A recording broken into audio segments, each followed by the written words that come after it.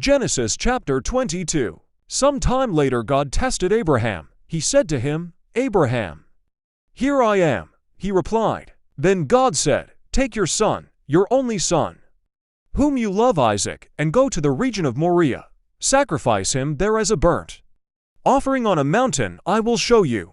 Early the next morning Abraham got up and loaded his donkey.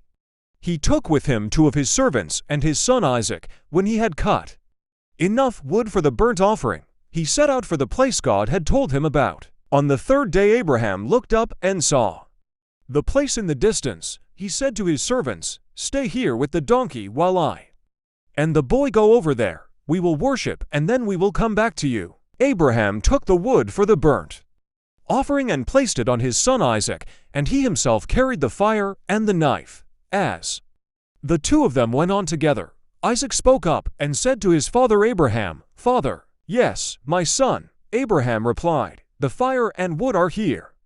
Isaac said, "But where is the lamb for the burnt offering?" Abraham answered, "God himself will provide the lamb for the burnt offering, my son." And the 2 of them went on together. When they reached the place God had told him about, Abraham built an altar there and arranged the wood on it.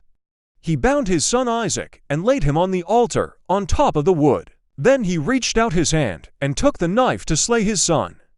But the angel of the Lord called out to him from heaven, "Abraham, Abraham." "Here I am," he replied. "Do not lay a hand on the boy," he said. "Do not do anything to him. Now I know that you fear God, because you have not withheld from me your son, your only son."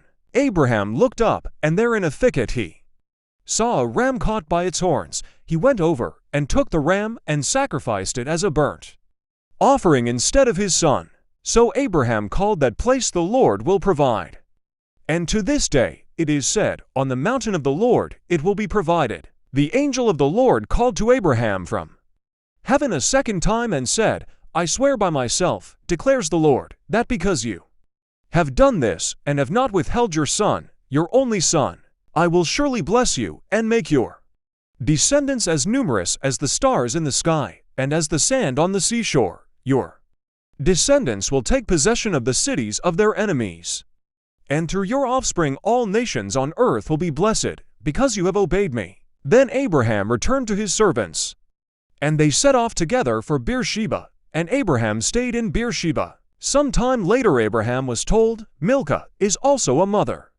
She has borne sons to your brother Nahor, Uz the firstborn, Buz his brother, Kemuel the father of Aram, Kest, Hazo, Pildash, Jidlaph, and Bethuel. Bethuel became the father of Rebekah. Milcah bore these 8 sons to Abraham's brother Nahor.